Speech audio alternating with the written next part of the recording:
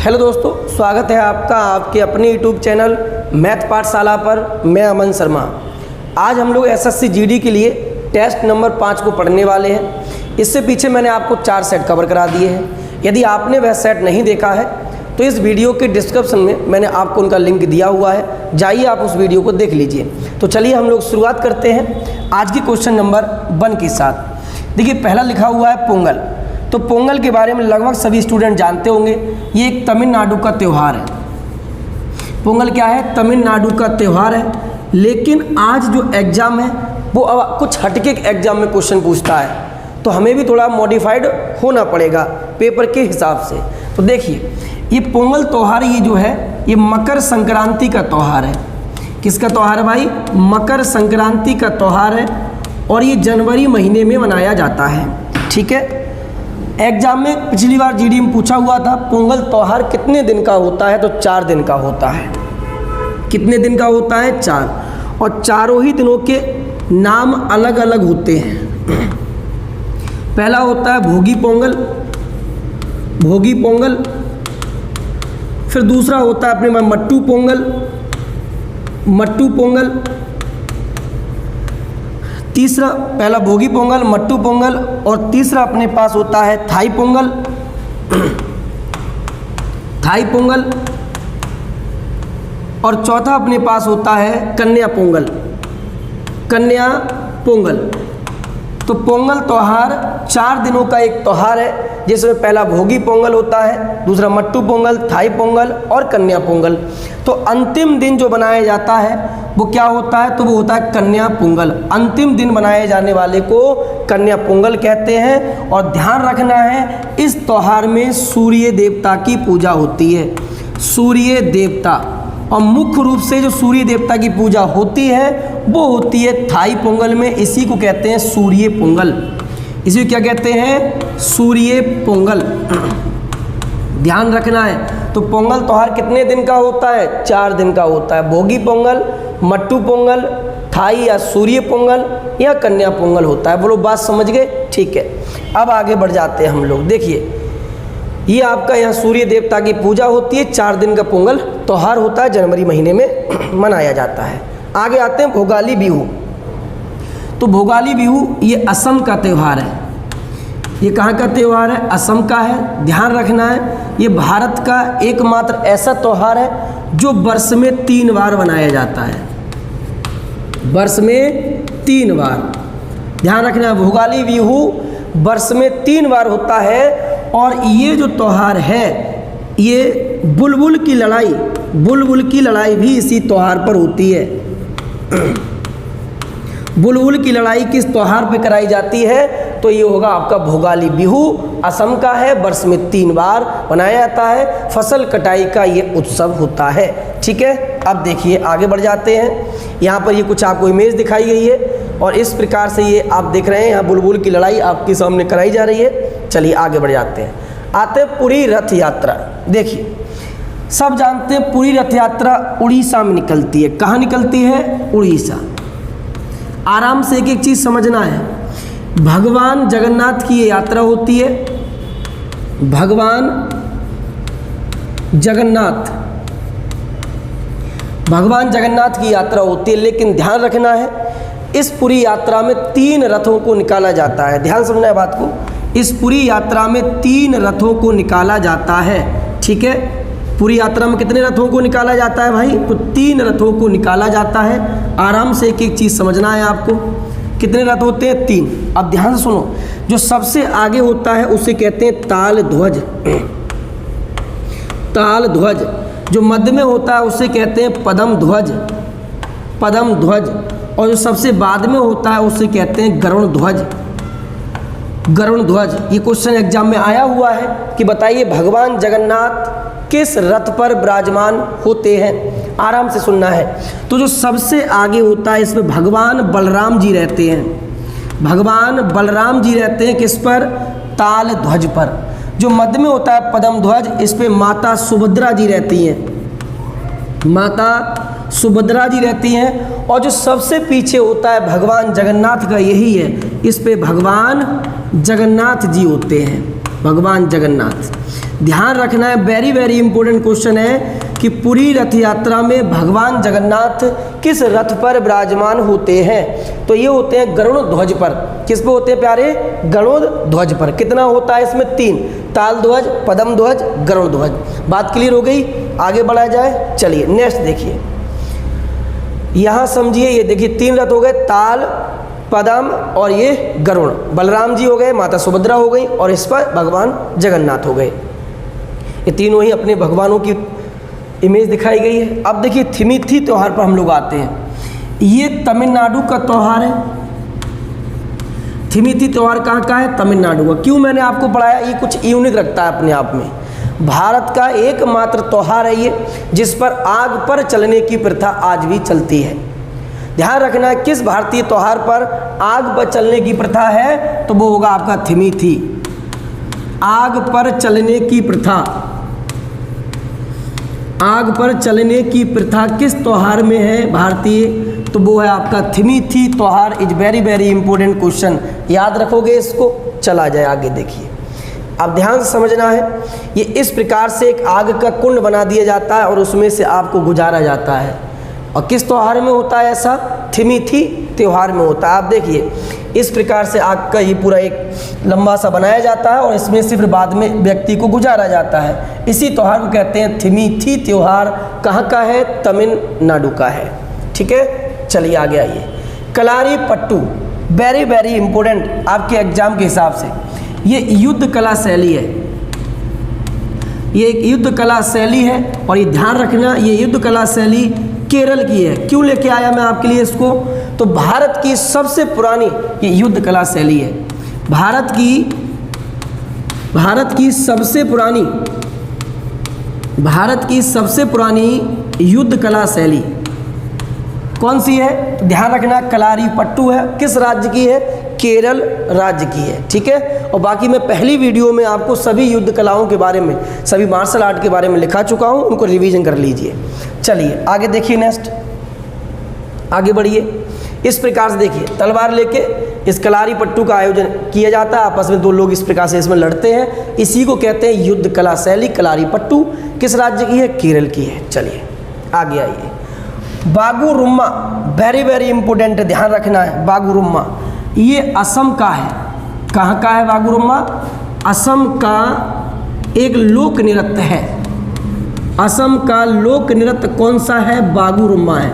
आप बिल्कुल भी टेंशन ना लोगे, आपकी जीडी के हिसाब से मैं पूरा स्टैटिक आपको कवर कराने वाला हूँ और बहुत जल्दी आपके लिए हम सब्जेक्ट वाइज हर सब्जेक्ट से 500 क्वेश्चन करके मोस्ट इम्पोर्टेंट जो क्वेश्चन होगा उसकी भी सीरीज लेकर आने वाले हैं। बस आप लोग सहयोग बनाए रखिए और वीडियो को अंत तक जरूर देखा करिए।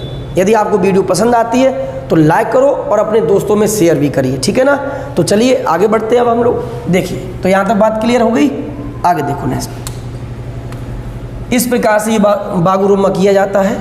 नेक्स्ट आओ, खरीफ की प्रमुख फसलें एक बार में याद करा दूंगा, आराम सुनना है। खरीफ की फसलें कौन कौन सी होती है? देखिए आपको एक सांस में बोलना है। कैसे बोलना है? तो देखो, चावल, ज्वार, बाजरा, चावल, ज्वार, बाजरा और मक्का। आप इतना एक सांस में बोल लीजिए, चावल, ज्वार, बाजरा, मक्का। बोलो मेरे साथ साथ बोलो, चावल, ज्वार, बाजरा, मक्का। बोलिए ना, फिर बोलेगा चावल, ज्वार, बाजरा, मक्का। हो गया। अब देखिए आपने चावल बना लिए, तो चावल आप किसके साथ खाते हैं? दाल के साथ खाते हैं, तो दाल बना लो। अब दाल बना लीजिए यहाँ से, उड़द, अरहर और मूंग। आपने दाल भी बना ली, उड़द, अरहर और मूंग। अब चावल आपने बनाए हैं, चावल के साथ आपने दाल बना ली। अब आप ये बताइए कि दाल को बिना छौंके आप खा लोगे? उसमें छौंका या तड़का तो लगाना पड़ेगा ना भाई। और तड़का किससे लगाओगे? मिट्टी के तेल से? नहीं। अब आपको 3 प्रकार के तेल का यूज करना है। वो तेल कौन कौन सा होगा? मूंगफली का तेल, सोयाबीन का तेल और सूरजमुखी का तेल। किस किस का होगा? मूंगफली,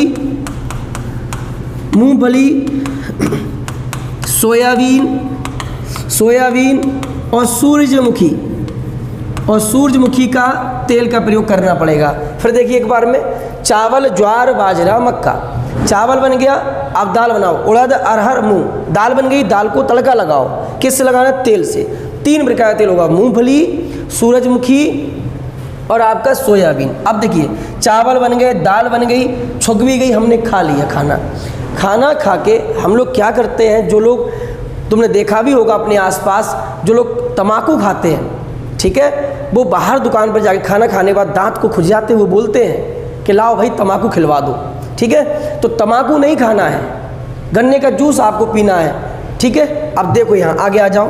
तो आपने खाना खा लिया, तो कपास और पटसन के कपड़े आप पहनकर घर से बाहर निकलोगे, लेकिन ध्यान रखना है तम्बाकू आपको नहीं खाना है, आपको गन्ने का जूस पीना है। क्या करना है? गन्ने का जूस पीना है। ये आपकी खरीफ की फसलें हैं, और बाकी जो एग्जाम में इनके अलावा आ जाए वो रबी में चली जाएगी। और जितना भी आपका तरबूज, खरबूज ये सब होता है, ये आपकी जायद फसलों में आ जाती हैं। ठीक है, तो देख लो यहाँ पर खरीफ की फसलें, चावल, ज्वार, बाजरा, मक्का। अब दाल बनाओ, उड़द, अरहर, मूंग। दाल बन गई, छोंक दो यानी तड़का लगा दो। मूंगफली, सोयाबीन, सूरजमुखी, तड़का लग गया। कपड़े पहन लो, कपास और पटसन के। गन्ना तम्बाकू नहीं खाना है, गन्ने का जूस पीना है, याद रखो। तो इस प्रकार से खरीफ की फसलें आपकी कंप्लीट हो गई। बोलो अच्छा लगा? ठीक है, आगे बढ़ते नेक्स्ट देखिए दोस्त। अब यहाँ से कुछ अंतर्राष्ट्रीय संगठन आपके शुरू होते हैं। आराम से एक एक चीज़ को नोट करना है। IMF, इंटरनेशनल मॉनेटरी फंड, ध्यान से सुनना है भाई साहब। इसकी स्थापना होती है, IMF की जो स्थापना होती है वो 1945 में होती है। और ये देन किसकी है? तो ये देन है 1944 में हुए ब्रेटन वुड्स सम्मेलन की। ब्रेटन वुड्स सम्मेलन की ये देन है। और ये सम्मेलन अमेरिका के न्यू हैम्पशायर शहर में हुआ था, 1944 में हुआ है, आपको याद रखना है। ठीक है, IMF का जो मुख्यालय है ये वाशिंगटन DC में है। कहाँ पर स्थित है? वाशिंगटन DC में स्थित है। वर्तमान समय में अरब इसके IMF के 2 ऑफिस भी हैं अपने पास। ये 2 ऑफिस कहाँ कहाँ हैं? एक जिनेवा में है और एक ऑफिस आपका पेरिस में है। ठीक है, याद रखना है। इसमें सदस्य देशों की संख्या 190 है, जिसका नवीनतम सदस्य जो है वो अंडोरा है। नवीनतम कौन सा है? अंडोरा है। इतना याद रखोगे यहाँ तक? बोलो बात क्लियर हो गई। IMF की स्थापना 1945 ब्रेटन वुड्स सम्मेलन से हुई है, और जो कहाँ हुआ था? अमेरिका के न्यू हैम्पशायर शहर में। सदस्य कितने हैं? 190 है। नवीनतम कौन है? अंडोरा है। मुख्यालय कहाँ स्थित है? वाशिंगटन DC में। और इसका ऑफिस कहाँ पर है? जिनेवा में है। और एक ऑफिस इसका पेरिस में भी है। आपको यहाँ तक याद रखना है। बोलो बात क्लियर हो गई है? अब देखिए थोड़ा और आगे जान लीजिए। इसको हटा दो यहाँ से, स्क्रीनशॉट लेते रहना साथ के साथ। चलिए आगे देखिए। IMF की एक मुद्रा होती है, इसका नाम है SDR। ध्यान रखना है, ये मुद्रा IMF की है और ये 1971 में IMF की मुद्रा घोषित की गई थी। ध्यान रखोगे, SDR को IMF की मुद्रा कब घोषित किया गया? 1971 में। अगला क्वेश्चन नेक्स्ट।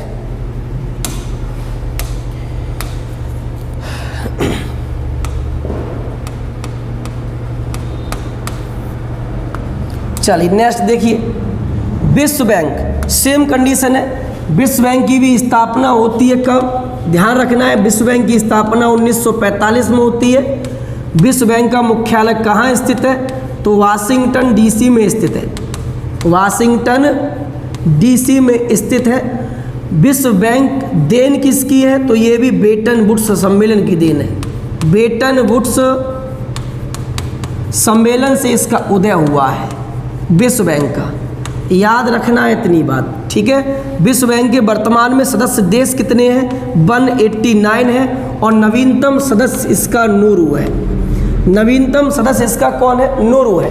तो बोलो बात क्लियर हो गई। विश्व बैंक की स्थापना 1945, मुख्यालय Washington DC, then Bretton Woods सम्मेलन, 189 सदस्य है और नवीनतम है इसका नोरू। एक एक चीज़ रट लेना। मैंने आपसे वादा किया है कि SSC GD का एक भी क्वेश्चन बाहर नहीं जाएगा। जो 20 क्वेश्चन जनरल अवेयरनेस से आएगा विद करंट अफेयर, बाद में करंट भी आपको मैं कराने वाला हूँ, ठीक है। चलिए आगे देखिए नेक्स्ट, यहाँ आ जाइए। एशियाई विकास बैंक ADB, इसकी स्थापना 1966 में होती है, याद रखना है। इसका मुख्यालय फिलीपींस में है, फिलीपींस मनीला। मुख्यालय कहाँ पर है इसका? फिलीपींस मनीला में है। और वर्तमान में इसके जो सदस्य देश हैं, इनको रट लो, ये 68 है, 68 इसके वर्तमान में सदस्य देश हैं। ADB एशियाई विकास बैंक। बोलो बात यहाँ तक क्लियर हो गई? आगे बढ़ा जाए। चलिए नेक्स्ट देखिए अगला, यहाँ आ जाइए। विश्व व्यापार संगठन WTO, वर्ल्ड ट्रेड ऑर्गेनाइजेशन। पिछले क्लासों में मैं इसके बारे में आपको बता चुका हूँ। हम सब जानते हैं कि गेट की स्थापना 1948 में हुई थी। उसके बाद 1994 में मराकेश एक समझौता हुआ, जिसके तहत 1995 में WTO की स्थापना कर दी गई। तो आपके एग्जाम में क्वेश्चन आता है कि WTO किसका एक परिवर्तित रूप है? तो WTO आपके गेट का परिवर्तित रूप है। और इसका मुख्यालय वर्तमान समय में कहाँ स्थित है? तो जेनेवा में इसका मुख्यालय स्थित है। WTO का मुख्यालय कहाँ स्थित है? जेनेवा में। बोलो बात क्लियर हो गई? चलिए अगला क्वेश्चन देखिए नेक्स्ट। आगे आसियान पे आ जाइए फटाफट से। आसियान की स्थापना होती है 1967 में। आसियान का मुख्यालय कहाँ स्थित है? तो ध्यान रखना है, आसियान का मुख्यालय है जकार्ता। और ये जकार्ता कहाँ पर स्थित है? इंडोनेशिया में। इंडोनेशिया। ये फटाफट से आप इनको याद कर लेना ना, इतना डीप आपको मैं एक एक चीज़ लेकर चलूँगा। जब इनको टॉपिक में पढ़ाऊँगा, सब्जेक्ट में पढ़ाऊँगा, तब इनके बारे में और विस्तृत हम लोग चर्चा करने वाले हैं। अभी आप इनको इतना याद कर लो जिससे आप प्रैक्टिस सेट जब भी लगाओगे तो नंबर आपका अधिक से अधिक बन पाएगा, ठीक है ना। तो देखिए आसियान की स्थापना कब हुई है? 1967। मुख्यालय कहाँ स्थित है इसका? Jakarta, Indonesia. आगे आइए। सार्क, वेरी वेरी इंपॉर्टेंट, ध्यान रखना है। तो सार्क की स्थापना 1985 में होती है। कहाँ होती है? ढाका में होती है। ढाका कहाँ है? बांग्लादेश में, ठीक है। जिया उर रहमान, ध्यान रखना, वेरी वेरी इंपॉर्टेंट। जिया उर रहमान का सार्क की स्थापना में महत्वपूर्ण योगदान था, याद रखोगे। वर्तमान समय में सार्क का जो मुख्यालय है वो कहाँ स्थित है? तो ये नेपाल के काठमांडू में है। नेपाल काठमांडू। लेकिन ये क्वेश्चन एक वेरी वेरी इंपॉर्टेंट हो जाता है आपके लिए। सार्क का मानव विकास केंद्र सार्क का कहाँ स्थित है? तो ये पाकिस्तान के इस्लामाबाद में। पाकिस्तान के इस्लामाबाद में है मानव विकास केंद्र। किसका? सार्क का। अब देखिए सार्क में जो सदस्य देशों की संख्या होती है वो 8 होती है, ठीक है। इसमें भारतीय पहाड़ी क्षेत्रीय, भारतीय उपमहाद्वीप के जो आपके देश हैं उनको इसमें शामिल किया गया है। देखिए फटाफट से एक बार यहाँ से देख लीजिए। ये देखो, तो सार्क के वर्तमान सदस्य देश कौन कौन से हैं? नेपाल है, भूटान है, बांग्लादेश है, और इधर से श्रीलंका है, इंडिया है, और पाकिस्तान है, अफगानिस्तान है। तो सार्क के सदस्य देशों की संख्या कितनी है? 8 है। भारत के पड़ोसी देशों में ही है। एक बात याद रखना, म्यांमार को इसमें शामिल नहीं किया गया है। बस एक याद कर लेना कि म्यांमार इसमें शामिल नहीं है। बाकी नेपाल, भूटान, बांग्लादेश, श्रीलंका, पाकिस्तान, इंडिया, अफगानिस्तान, ये सभी सार्क के सदस्य देश हैं, ठीक है। चलिए अगला क्वेश्चन देखिए नेक्स्ट। यहाँ आ जाइए। ओपेक, ये पेट्रोलियम कंट्रियों का एक संगठन है। इसकी स्थापना 1960 में होती है और इसका मुख्यालय वियना में है। ओपेक का मुख्यालय कहाँ स्थित है? तो ये वियना में है। और ध्यान रखना, ओपेक के सदस्य देशों की संख्या है 13। ये वेरी वेरी इंपॉर्टेंट हो जाता है कि विश्व में पेट्रोलियम कंट्रीज का जो संगठन है ओपेक, इसमें सदस्य देशों की संख्या कितनी है? तो 13 है। स्थापना कब हुई? 1960 में। मुख्यालय कहाँ है? वियना में। सदस्य देश कितने हैं अपने पास? इसके 13 हैं। चलिए आगे आइए। ये इसके 13 सदस्य देश हैं। आप इसको कॉपी पर नोट कर लेना, ठीक है, और अच्छे से इनको याद भी कर लेना है। याद नहीं करना है, पढ़ते रहना है। जब एग्जाम में कभी क्वेश्चन आएगा तो अपने आप से ही आपका क्लियर हो जाएगा। ठीक, चलो आते हैं ब्रिक्स पर। देखिए ब्रिक्स की स्थापना होती है 2009 में। कब होती है ब्रिक्स की स्थापना भाई? 2009 में। और क्या याद रखना है, ब्रिक्स पहले ये ब्रिक था, ये एस नहीं था, लेकिन ये एस कब हुआ? तो 2010 में ब्रिक्स में शामिल कर लिया गया ब्राज़ील में। ब्राज़ील में ब्रिक का दूसरा सम्मेलन हुआ था। इसमें शामिल किया गया दक्षिण अफ्रीका को, दक्षिण अफ्रीका को। तभी से ये ब्रिक्स बन गया। तो BRICS, ब्रिटेन, रूस, इंडिया, चाइना, साउथ अफ्रीका। तो इस प्रकार से वर्तमान समय में ब्रिक्स में सदस्य देशों की संख्या 5 हो गई है। और जब स्थापित ये हुआ था तब इसमें संख्या कितनी थी? तो कुल मिलाकर 4 थी, लेकिन वर्तमान में कितनी है भाई? तो वर्तमान में 5 है। ठीक है, यहाँ तक आगे बढ़ा जाए। चलिए नेक्स्ट देखिए, अगला यहाँ आ जाइए। Red cross. रेड क्रॉस की स्थापना 1863 में होती है, 8 मई। और ये स्थापना किसके द्वारा की जाती है? हेनरी ड्यूनांट।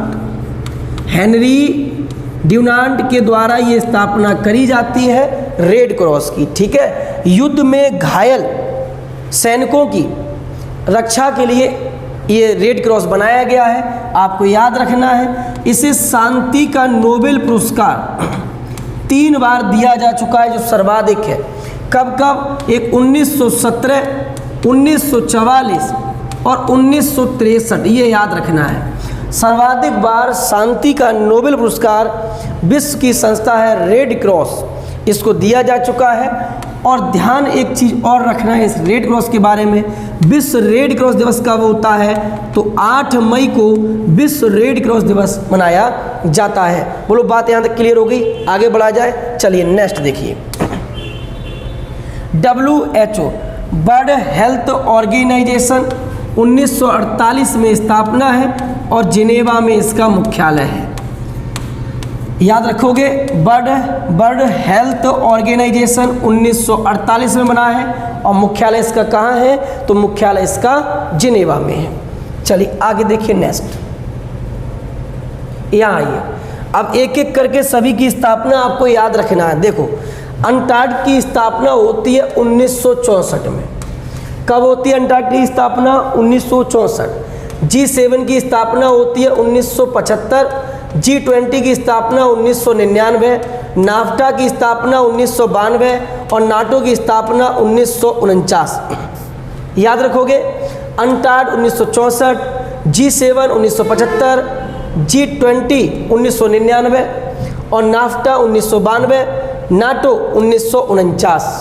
बात क्लियर हो गई? चलिए आगे देखिए, यहाँ आ जाइए।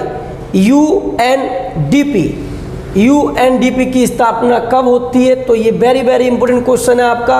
1965। कब हुई है? 1965। अरब लीग की स्थापना होती है 1945 मिस्र काहिरा में। राष्ट्रमंडल की स्थापना होती है 1926 में और राष्ट्रमंडल का मुख्यालय कहाँ स्थित है? लंदन में है। अच्छा, एक और बात याद रखना, जो चौगम होता है वो राष्ट्रमंडल के अध्यक्षों की एक बैठक होती है, उसे कहते हैं चौगम।